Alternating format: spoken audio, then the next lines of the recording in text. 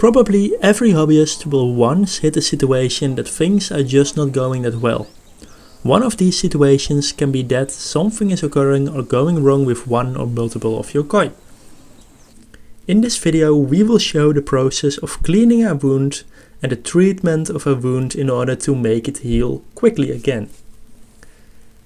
The Nogami Kohaku that we have in this bowl is a small injury on the sides that we will carefully treat. We will show you and explain you each step we take in order to treat this wound properly. And of course, if everything goes well and smooth, the koi hobby is of course a very relaxing experience.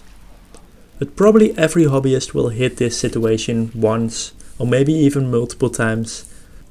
And the reason for that can be related to a lot of different factors. That can, for example, be water quality, what you provide as food to your koi, bacteria pressure, or for example parasites.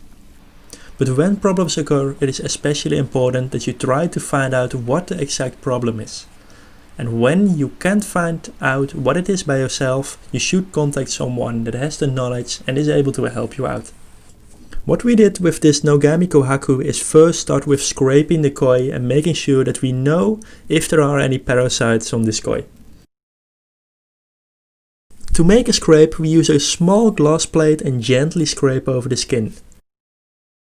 By doing that, you have to make sure that you always scrape from the head sections towards the tail section of the koi. So always in the direction of the scales. When you do it in the other direction, you have to risk that the scales come off. And also it just doesn't work well. As you can see, after a few scrapes we have a little bit of slime of the slime layer of this fish. We can use that under the microscope and find out if there are any parasites in the slime layer of this kohaku. The next step is viewing it under the microscope if we can find anything. We have to prepare the glass plate with slime in order to be able to view through the dot of slime. And what I am doing here is taking together all the slime using a small cover glass to scrape it towards one place. What I will do after I collected it all together is put the cover glass on it and gently press it so the water in between can get out a little bit. Normally I also make sure that the plate is dry, so then it can move easier under the microscope. And the next step is of course to view it under the microscope and see if we can find anything. For this piece of slime it turned out that we were not able to locate any parasites. Luckily, of course.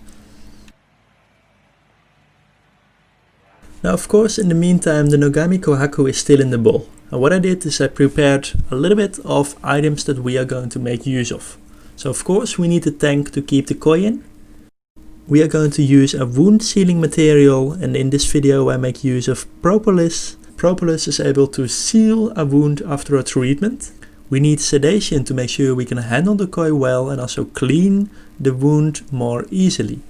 We need hydrogen peroxide that we will use to clean the wound, and we also need to use a few cotton swabs for cleaning the wound. So now it is time to start sedating the koi. And what we normally do is take a smaller bowl in order to sedate the fish. The less water you have, of course, the less sedation you will need. We also don't pick a too small bowl because that will raise stress levels enormously. And for this video I took a little bit larger bowl than needed. Smaller sized would have been okay for this size of koi.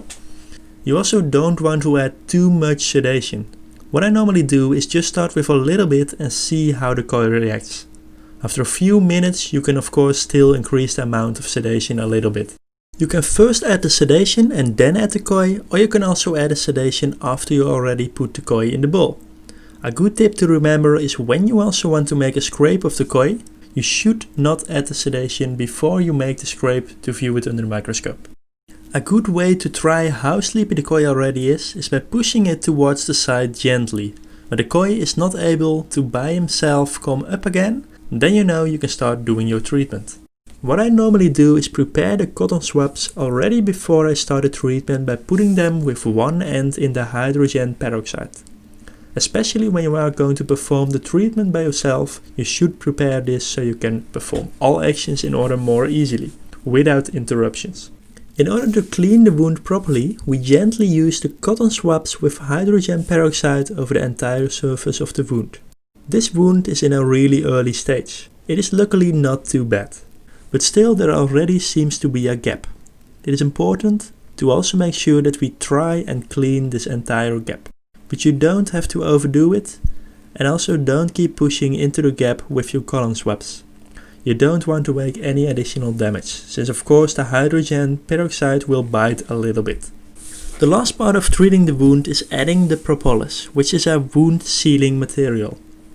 It is safe to use and it is a sticky material to seal the wound very well. The propolis will prevent that bacteria can enter the open wound after you've cleaned it, and it gives the koi more opportunity to heal and recover the wound by itself before bacteria enter again. After the wound treatment, this kohaku can be brought back again into the tank where it was. You could also put it into carotene, however this usually only raises more stress. This koi will be a little bit sleepy and slower for maybe 2 minutes, but after that it will be swimming again.